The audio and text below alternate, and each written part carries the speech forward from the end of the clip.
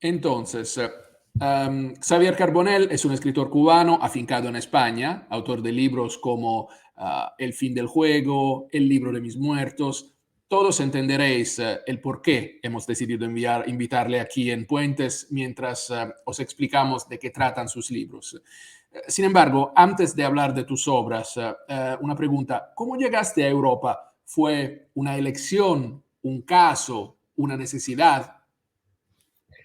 Bueno, gracias Alberto y gracias a todos los que están viendo. Es un gusto tremendo estar en Puentes y bueno, hablar de libros, hablar de islas y hablar de tantas cosas, ¿no?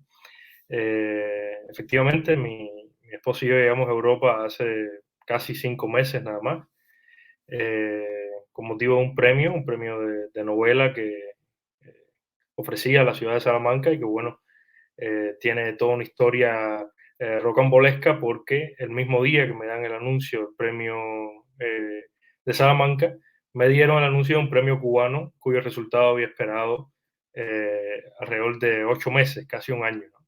Entonces es una historia realmente curiosa, pero que me hizo finalmente optar por el premio español, entre cuyos, sí, entre los privilegios tenía también poder venir a España a recibirlo, ¿no? Y como desde hacía un tiempo, debido a toda la situación cubana, que seguro tendremos ocasión de comentar, eh, mi esposo y yo estábamos buscando maneras de salir, no sabíamos a dónde, por supuesto, pues nada, se dio esta oportunidad y acabamos viviendo en Salamanca, que es una ciudad extremadamente literaria también, llena de libros, llena de librerías, de antigüedades, que son las que eh, conforman el universo de esta novela que tú mencionabas.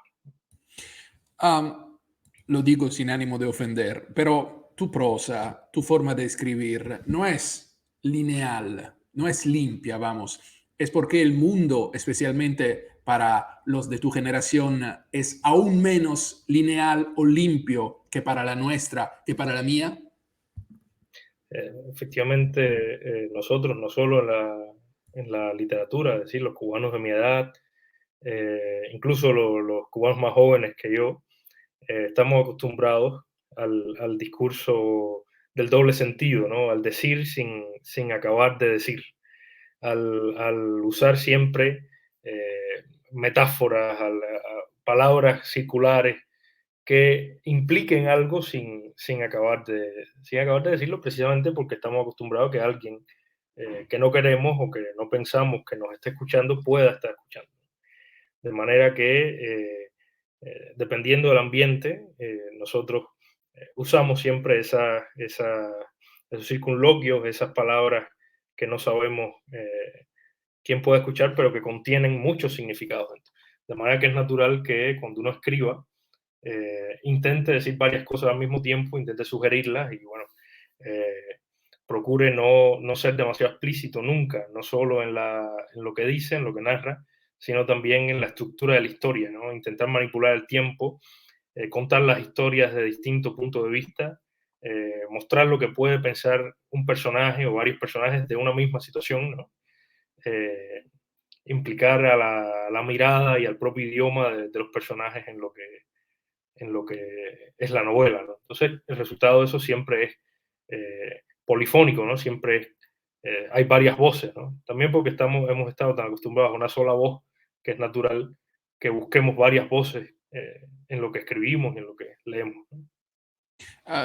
Dada tu edad, eres un claro caso, sin ánimo de ofender otra vez, eres un claro caso de millennial cubano que se interesa, sin embargo, por el pasado, por la memoria.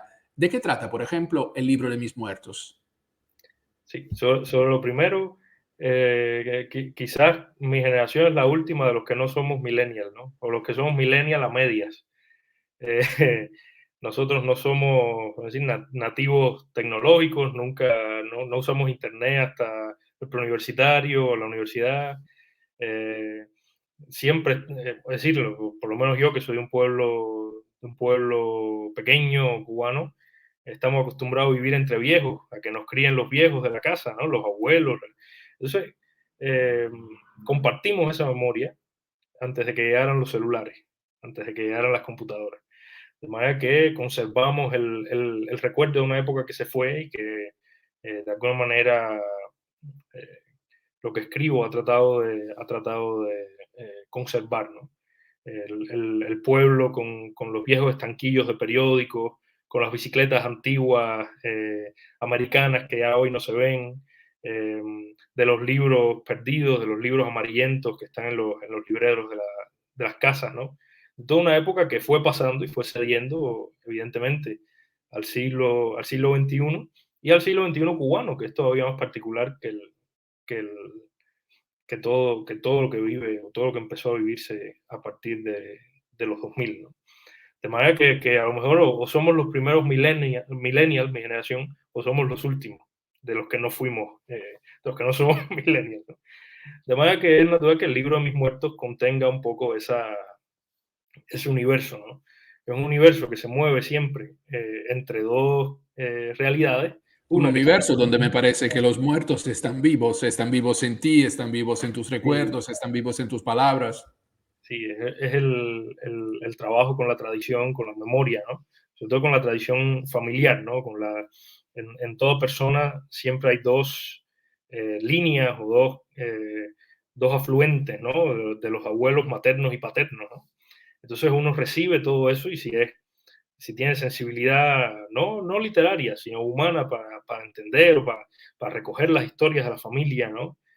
Siempre hay un relato de alguna tía o algún abuelo o las propias cosas que uno ve y que luego a través de la ficción retoca o deforma o cuenta de otra manera. Todo eso va conformando un universo interior que, que enriquece al escritor, que enriquece al novelista y que es la materia prima de sus historias, además de lo que lee.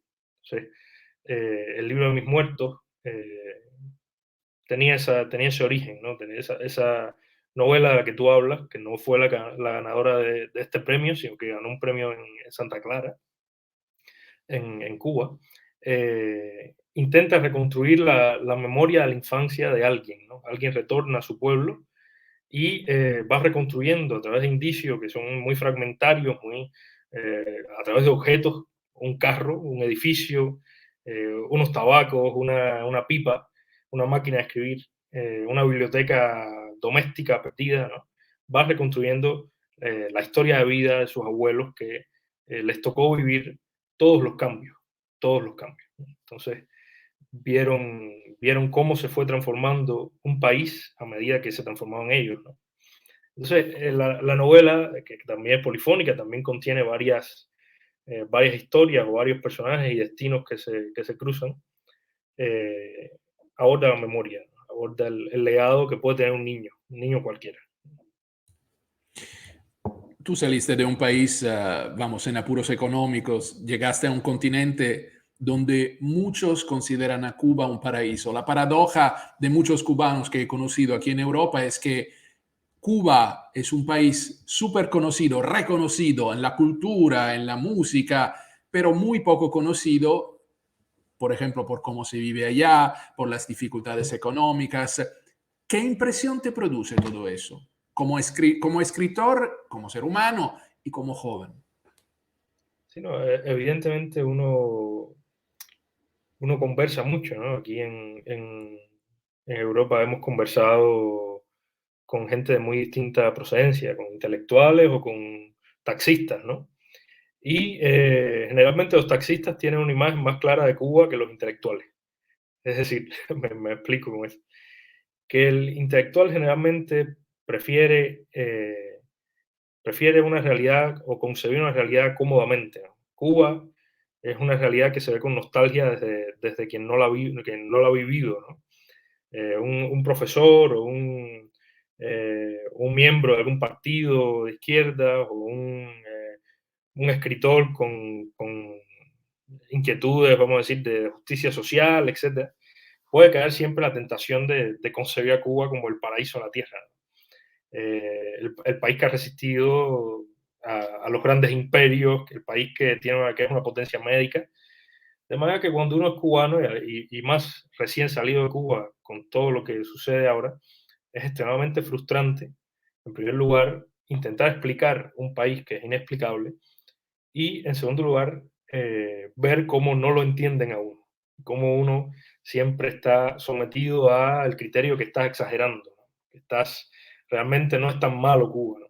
Y lo triste es que muchas de estas personas no hablan de Cuba sin haber ido, personas que han ido a Cuba, que conocen y entienden lo que es las dos realidades de Cuba, las dos Cubas, ¿no? La Cuba turística, la Cuba real, ¿no?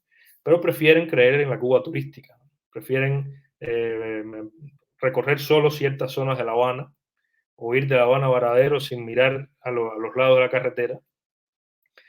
De manera que el europeo está empezando a padecer en carne propia ciertas corrientes cuyo origen es la izquierda tradicional, porque al final es una etiqueta que no sirve ya en América Latina ni en Europa, ¿no? Ya no hay ni izquierdas ni derechas reales o bien definidas, al menos en lo que hemos visto aquí, sino partidarios y de criterios que en definitiva hemos caído en el grupo que hoy día se ha demostrado que evidentemente todos los que estamos alineados con Putin, con Maduro, con Daniel Ortega, con nuestro régimen en Cuba, no están bien, ¿no? No son países que estén bien, ni en lo económico, ni en lo moral, ni en nada, ¿no? Entonces el europeo persiste a veces en concebir la realidad no cubana con cierto romanticismo, ¿no? De la isla también del tabaco, del ron, de las mulatas. Entonces, ¿cómo explicar una realidad más allá de lo turístico, ¿no? En mi caso ha sido a través de los relatos, de las novelas, intentar mostrar que hay un drama también en el destino histórico de Cuba, ¿no? Hay un drama en saber que el cubano es inteligente, que el cubano es culturalmente muy poderoso, que es muy despierto para el mundo de hoy. A veces eh, nos encontramos con situaciones o por ejemplo, con el caso de que en España el adolescente tiende a prolongar su juventud mucho más de lo razonable, cuando en Cuba, por ejemplo, a los 16 años, un muchacho es muy despierto, ¿no? Es muy despierto, lo cual no quiere decir que esté bien, pero bueno, eh, vemos todo eso y al mismo tiempo vemos que nunca Cuba ha tenido una tregua, ¿no? Nunca ha tenido una tregua histórica, ¿no? Entonces el cubano vive con esa duplicidad de ser excesivamente consciente de su historia, de su destino, y verse al mismo tiempo machacado por las circunstancias de la historia. Entonces, esos dilemas están también en esta novela, ¿no? Para decirte la verdad, porque un italiano llama a un escritor cubano, sí, obviamente me interesa América Latina, pero yo vivo en un país que está muy perdido.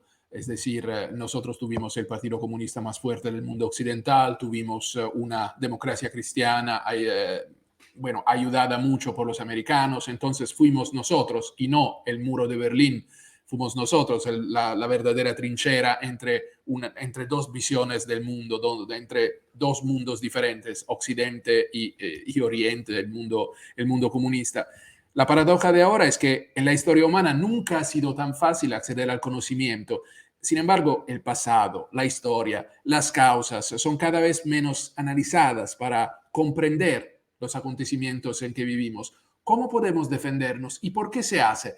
Porque sobre todo, yo puedo entender la gente de mi edad, tengo 50 años, que quieran abrazar casi un muñeco, quieran abrazar una realidad que conocen, pero sobre todo son los jóvenes que tienen miedo y entonces prefieren creer en mentiras, en cosas que no son, porque tienen miedo al futuro o qué. ¿Qué puedes decirle tú como intelectual, como escritor? Ha habido toda algo que se ha hecho sistemáticamente con la educación y con la cultura, no solo en países como Cuba, no solo en países con regímenes totalitarios, ¿no? Sino también en la propia Europa, ¿no? Barrer la educación, es decir, o manipular la educación, barrer la filosofía de la enseñanza, eh, darle a la filosofía o las humanidades fama de pesadas o de inútiles, ¿no? Despreciar el papel del intelectual en la esfera pública, diluir el periodismo en las redes sociales, ¿no? Diluir el ejercicio del periodismo tradicional como referente de la verdad, ¿no? Eh, sembrar por donde quiera que se vaya la semilla de la desconfianza en la información, todo el universo de la fake news, ha sido nocivo para las generaciones que hemos llegado a disponer de una enorme cantidad de información y que no creemos la mayor parte de ello, no confiamos ya en las viejas recetas de la democracia o la vieja receta de la izquierda y la derecha, de manera que el joven de hoy accede a la política y eso en Cuba, por ejemplo, es un fenómeno interesantísimo, ¿no? En Cuba hay muchos jóvenes hoy día involucrados con el régimen, ¿no? Involucrados con la vida política. Y uno no le queda bien claro por qué. Entonces, simplifica la idea de que están ahí por oportunistas, ¿no? Como están en otros lugares. Y bueno, eh, estoy casi seguro de que es así, por oportunismo y por pequeños o privilegios muy mezquinos. Pero uno intenta descifrar más allá qué mueve o qué movería hoy a un joven a la política, ¿no? A tener una opinión política. Eso se ve muy claro cuando alguien como un cubano llega a un país como España, ¿no? Y encuentra el panorama de los muchos partidos, el panorama de dos partidos tradicionales y otros partidos que están, y llega siempre como con cierto descreimiento, ¿no? Con cierta desconfianza en la política y asume que es inútil, ¿no? Asume que va a dar lo mismo, asume que como viene de una tradición donde uno no tiene una palabra pública, donde uno no tiene una palabra democrática, ya viene con el chip de con la desconfianza en la democracia, ¿no? Ya no entiende que la democracia puede ser una salida. Por eso asusta a veces cuando Cuba tiene la oportunidad de entrar o una transición a la democracia, ¿por quién votaremos los cubanos? ¿Qué seremos los cubanos al final, no? Habrá gente de izquierda, habrá gente de derecha, habrá una solución intermedia, ¿no? Pero el cubano de hoy desconfía absolutamente en cualquier opción política, ¿no? Eso me atrevería a decir que no es tanto un problema de mi edad como de la generación posterior. Y no quiere decir que no sean muchachos contestatarios, como se dice en Cuba, ¿no? Son mucho más valientes que nosotros, los nacidos en los 90. La gente que nació en el 2000, los muchachos que tienen 18, 16 años, son mucho más incisivos en la vida política cubana, en las redes sociales, que nosotros. Nosotros nos cuidamos mucho más de emitir opiniones, de tener un gesto más agresivo, tener una opinión más agresiva con respecto a la política, pero los muchachos que vienen ahora no. Mi solución, volviendo al inicio de tu pregunta, siempre es la cultura, volver a la memoria, leer, educarse, ¿no? El gobierno, por cuestiones naturales, por propia supervivencia, siempre va a tender a la desinformación, a la deseducación de la gente, ¿no? Porque la educación conduce al pensamiento crítico, y el pensamiento crítico es el primer enemigo de cualquier estado de cosas, es decir, totalitario o no. Si la gente piensa, si la gente discute, como está pasando en España eh, se barre la filosofía del plan de clase del bachillerato, del preuniversitario, pero hay toda una legión de intelectuales que defiende que se mantenga, ¿no? Entonces, eso es una voz, eso es una actitud, eso es algo que hay que hacer, que de Cuba ahora mismo no, es decir, no, nos han manipulado cientos de veces un plan de clases o una orientación educativa y nadie ha dicho nada. Es decir, nadie vio que eso puede tener consecuencias muy graves en nosotros, los estudiantes, ¿no? Yo quiero decir que desafortunadamente el hombre es un poco tonto en general, es decir, sobre todo el hombre occidental, porque tiene que vivirlo en carne propia lo que pasa. Has llegado a un continente que durante unas semanas ha descubierto cosas que parecían olvidadas, la guerra, los refugiados, el hambre, la hambruna, la violencia. Es realmente imposible que el hombre moderno recuerde que libertad, democracia, no son cosas naturales que deben ser protegidas día a día. Sí, yo creo que, sí, hablando como espectador, porque en definitiva 5 meses no son suficientes para conocer un país, ni siquiera para conocer una ciudad, ¿no? Pero sí Bueno, noto que... hace 6 semanas nosotros no conocíamos ni siquiera la guerra, ¿eh? no, exacto. Pero sí creo que Europa ha vivido mucho tiempo a espaldas de situaciones a las que el mundo en el siglo XX y en lo que va XXI nunca dejó de ver, ¿no? La guerra, el tráfico de drogas, el totalitarismo, los caprichos de un tirano como Putin, ¿no? La competencia sin piedad de un mercado como el chino, como el propio mercado ruso, ¿no? Entonces Europa fue encerrándose en una burbuja de bienestar, una cultura de estabilidad que no responde a lo que está viviendo el resto del mundo, ¿no? Entonces es natural que cuando ocurre una guerra en Europa, porque en definitiva, y si hay algo que ha demostrado esta guerra, es que Ucrania es Europa. Cuando ocurre algo así, las alarmas vuelven a saltar, porque eh, nos recuerda a nuestra experiencia, que aunque no la hayamos vivido, la llevamos en la sangre, ¿no? La experiencia de la Segunda Guerra Mundial, la experiencia de que hay alguien que puede eh, mandar sobre unas fuerzas armadas poderosas o sobre un país e invadir impunemente a otro, por más medidas de coacción económica que se pongan, por más crítica, etcétera. Entonces, yo creo que Europa ha demostrado una versatilidad histórica tremenda, ¿no? Que ha intentado también exportar o demostrar a Occidente, ¿no? Y América Latina y Estados Unidos también son Occidente, aunque nos distingan miles de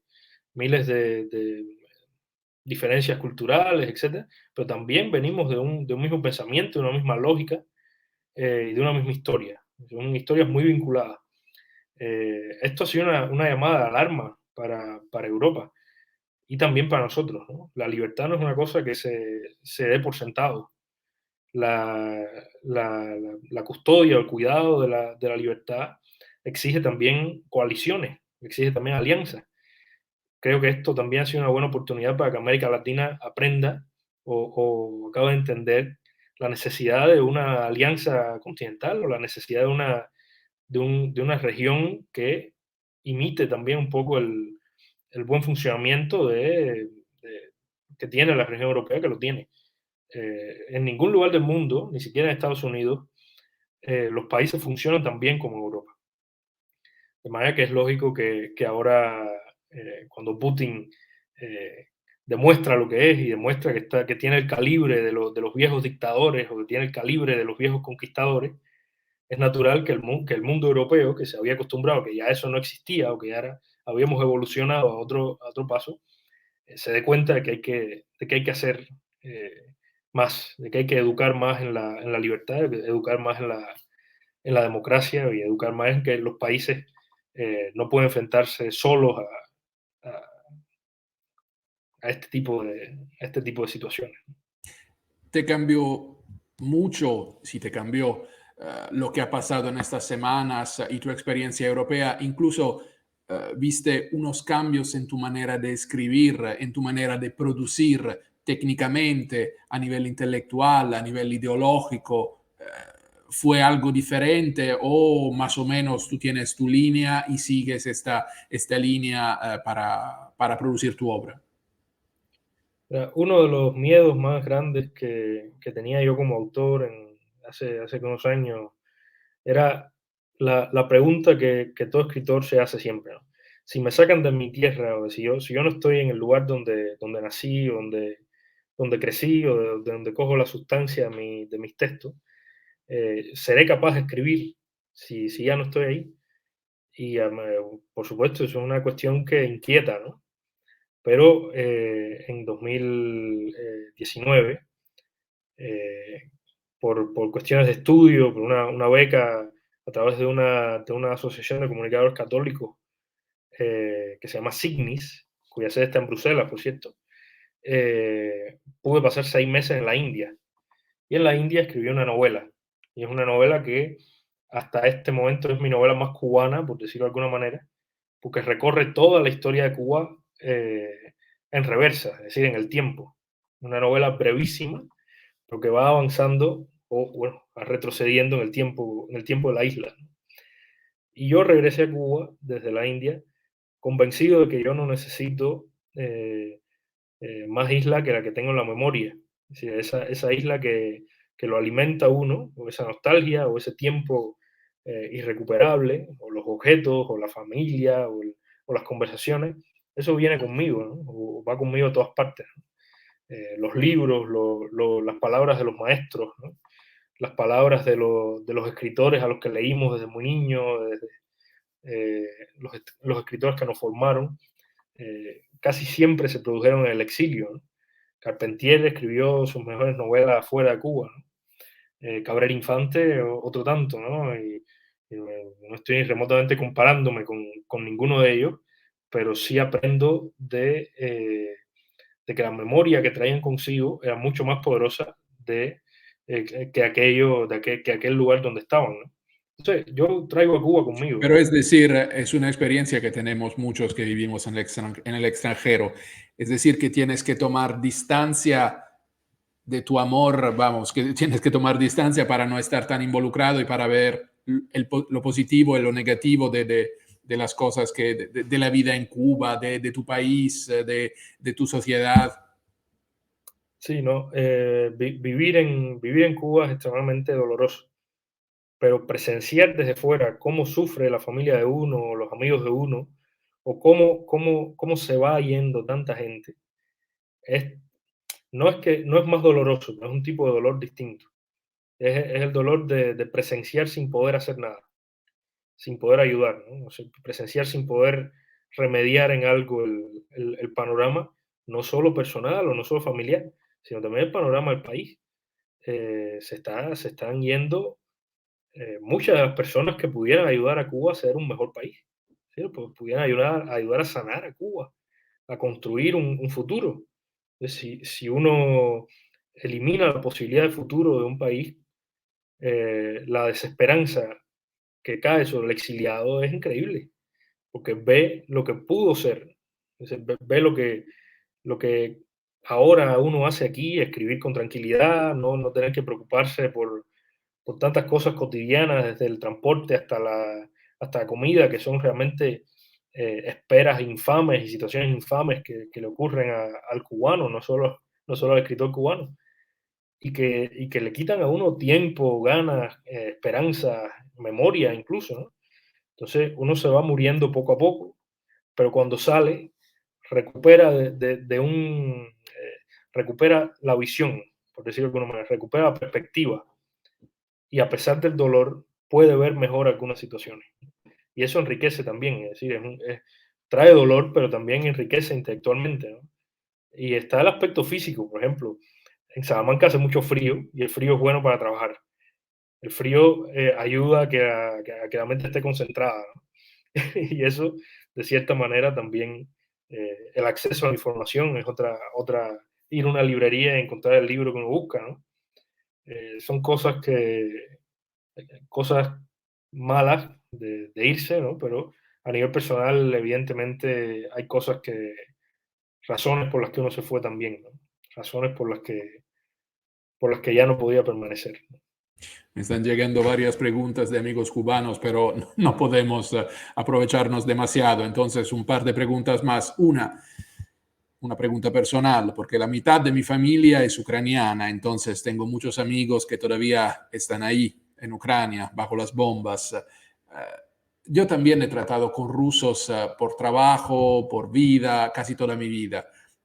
¿Cuál es tu memoria? ¿Tú tienes recuerdos de los rusos, por ejemplo, en Cuba, por lo que has visto? ¿Has conocido rusos viviendo en Cuba? No sé si es una pregunta tonta o si puedes contestarme. No, yo creo que mi generación fue la primera para la cual los rusos fue extraño, ¿no? Yo tenía muchos libros de niño, eh, libros, libros para niños que eran soviéticos, libros que hablaban de la primera caminata al cosmos de Alexei Leonov, o libros de la editorial Progreso, editorial Mir, o colaboraciones con editoriales cubanas, ese tipo de memoria. Había un libro célebre que era El becerro de paja, que si no me equivoco es una historia tradicional ucraniana, de manufactura soviética, el libro, por supuesto. Entonces traía un mapa y nos pedía el libro. Eso sería un libro editado en los años 70 o en los años 80, ¿no? El libro nos pedía que le pidiéramos a nuestros padres que nos dijeran dónde estaba Ucrania y qué era Ucrania y qué era la Unión Soviética. Pero los que nacimos en los 90, en el 95, ya vimos todo la civilización rusa, la vimos como ruinas, ¿no? El televisor Kring 218 que uno siempre tenía en la casa, es decir, toda casa cubana tuvo las camisas que se ponían los abuelos, que invariablemente soviéticas, y ese tipo de objetos, ¿no? Pero siempre como la presencia de una ruina en la casa, ¿no? Algo que ya no está. Y yo pienso que Rusia y Cuba nunca tuvieron como una empatía real. Hubo mucha relación histórica, por supuesto, pero la historia no es lo mismo de la vida cotidiana. Y yo no creo que haya habido nunca una identificación a fondo entre el cubano y el ruso. Otra experiencia fue que en la escala de este viaje que te contaba de la India, la escala fue en Moscú, pues los aviones de Aeroflot que salían de La Habana tenían que ir a hacer eh, una escala completamente absurda en Moscú para luego ir a Nueva Delhi. Y el aeropuerto no, no pude salir a la ciudad, que era uno de mis planes, por el coronavirus. Y bueno, pero el aeropuerto me sorprendió mucho. Y si puedo simbolizar en un objeto la impresión que me dio el aeropuerto, ese objeto sería las matriuscas de Putin, de un objeto extremadamente gracioso donde uno abre la matriusca con el rostro de Putin y hay más Putin, ¿no? Esa infinita reproducción del mandatario, o ese culto desmedido que uno reconoce de haber leído, ¿no? Esa idolatría al líder que, bueno, caracteriza a Putin. Pero bueno, ahí acaba toda mi experiencia de Rusia, ¿no? Y para terminar, tú eres, no sé si estás de acuerdo, un escritor, un artista local, es decir, global y local, porque yo, por ejemplo, soy de Italia del Sur y he leído mucho de mi país en los años 50, la pobreza, el subdesarrollo en algunos lugares, en algunas regiones del sur, y a pesar de un idioma diferente, de unos cuantos ambientes diferentes, he vivido tuve la impresión que en tus palabras, en tus páginas, había un poco de mis pueblos, de mis regiones del sur. Entonces, por eso digo, lo que dices tú podría funcionar en muchos países, desafortunadamente, porque dices cosas positivas, pero también muchas cosas negativas. Entonces te pregunto, ¿por qué el fin del juego como titular, por ejemplo? Porque en la situación en la que estamos, tengo un poco de miedo a hacerte esta pregunta, pero Ah, sobre lo primero que me hablaba, efectivamente, en Cuba se cultivó mucho y todavía se cultiva, desgraciadamente, lo local, demasiado lo local. Si alguien escribe una novela policial o si alguien escribe cualquier tipo de novela, tiene que hablar de su ciudad, ponerle los nombres y poner gente que conoce. Si alguien quiere escribir sobre, no sé, pasa también que yo no soy de La Habana, de manera que cuando uno escribe una novela que se desarrolla en La Habana, todavía la ciudad, que es esencialmente universal, como La Habana lo es, porque históricamente por el cruce de tantas culturas que hubo en ella, pero una ciudad como Santa Clara, una ciudad, no sé, ciudades del centro de Cuba, que es de donde vengo yo, cultivar lo local, cultivar ese color, lo que se llama el color local, ¿no? El costumbrismo, eso es inútil ya, es decir, no funciona. O puede funcionar para alguien, pero al menos a mí no me funciona. De manera que uno debe buscar en su contexto, ¿no? Porque en definitiva venimos de algún lugar y tenemos un origen, y tenemos una memoria y una tradición, encontrar aquello que pueda ayudar a otros también a comprender sus propias realidades. Es decir, hablar, al menos también tiene que ver con la vocación de uno como narrador o como novelista, ¿no? Buscar la esencia de problemas que están en todas partes, ¿no? Problemas como el tiempo, problemas como nuestra visión de la muerte o nuestra expectativa de la muerte, ¿no? Problemas como la memoria, la tradición, el idioma, la literatura propia, ¿no? La cultura propia de la que somos herederos y que empieza con el español medieval y que pasa por Cervantes y por Borges y por una tradición riquísima, ¿no? Entonces, uno ve que tiene toda esa herencia o toda esa riqueza y intenta de alguna manera aportar algo o seguir esa línea, seguir esos problemas, ver qué tenemos que decir o qué tengo que decir al respecto, ¿no? ¿Cómo puede mi propio universo, mi propia memoria o mi perspectiva ayudar a entender los grandes enigmas de la existencia humana, ¿no?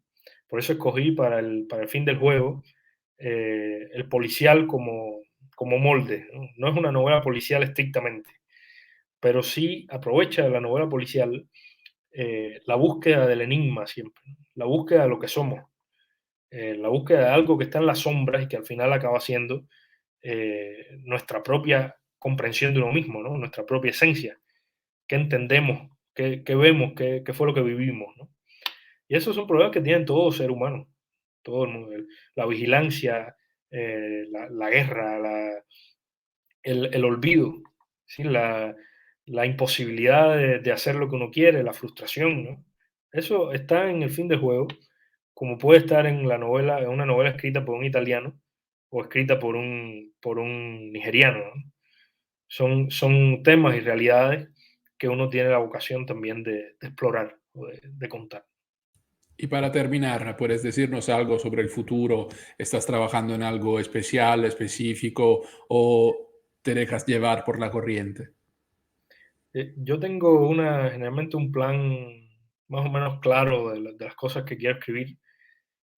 Después, el fin del juego no te había comentado que fue mi segunda novela, una novela que yo escribí a finales, es decir, saliendo de la universidad, es decir, hace casi 3 años. De manera que después del fin del juego escribí dos novelas más y llegué aquí a Salamanca y me puse a escribir una novela que había estado preparando desde hace un año, 6 meses, un año, ¿no? Que son novelas que exploran el género de aventura, ¿sí? El género de la novela naval, los barcos, los piratas, los corsarios, lo que ocurre en una costa que es una costa de isla y por lo tanto una costa cubana, alrededor del siglo XVIII, XVII, ¿no? Eh, pero en la cual los personajes son animales. Tienen esa particularidad de estar representados sus bestialidades o su naturaleza animal es literal en la novela, porque aparecen bajo la figura de perros, de cuervos, de jutías, de animales muy cubanos, de bueyes, ¿no? Entonces es una lectura de lo remoto cubano sin mencionar a Cuba, lo que ya habíamos hablado, ¿no? Una isla que puede ser, es decir, que puede uno divertirse o puede uno inquietarse eh, hablando o sintiendo en cualquier idioma o pensando en cualquier cultura, ¿no? No hay dificultad ninguna, ni siquiera de lenguaje o de si uno es cubano, si uno es colombiano, si uno es mexicano, le va a parecer un ambiente muy familiar. Es el Caribe viejo, el Caribe de los piratas, ¿no? Entonces, eso es lo que estoy haciendo ahora. Después vendrán otras novelas, que es lo que más me gusta, porque es un género, el relato es una manera excelente y tradicional de contar, pero a mí me gusta mucho sumergirme en un universo, preparar ese universo y estar 6 meses, 7 meses, un año viviendo dentro de, esa, de ese mundo creado, ¿no? Vivir dentro de ver cómo se fabricaba una espada, cómo se reparaba un navío, o en el caso del fin de juego, por ejemplo, cuáles son los libros más antiguos que tenemos, cómo hacerle trampas a un librero para que te venda el libro a menor precio, dónde y cómo rastrear libros antiguos, ¿no? Todo ese universo que al final es lo divertido de escribir, ¿no? Convertirse en aficionado de todas las cosas, ¿no? Convertirse en alguien que explora distintos mundos y se divierte, y divertirse, en definitiva, es la razón por la que uno escribe, bueno, por la que yo escribo, para divertirme en la recreación de esos mundos. Para terminar, un amigo acaba de enviarme una pregunta, pide un consejo. ¿Cómo superar el miedo a una hoja en blanco? Ah, la hoja en blanco es un objeto, decía Cabrera Infante, ¿no? La hoja en blanco no tiene significado ninguno. El miedo no debe estar en la hoja en blanco, sino en el ser en blanco. Pero cuando uno tiene algo que decir, la hoja en blanco se llena tranquilamente. La hoja no significa nada, no hay que tenerle miedo. El consejo, este es el consejo poético. El consejo práctico es escribir. Escribir que por mucho que uno se equivoque, por mucho que uno intente, al final algo saldrá, algo saldrá. Y leer mucho, más que escribir. Eh, pelear con toda página, en honor a la verdad, las páginas son una batalla. Uno se divierte porque toda pelea tiene su componente de juego, pero sí es una batalla. Y es una batalla que se gana conociendo a los maestros, leyendo y escribiendo, fajándose, como decimos en Cuba, con la página. Xavier Carbonell, muchísimas gracias. Gracias a ti, Alberto, por esta invitación y por este rato que hemos conversado de literatura y de Cuba.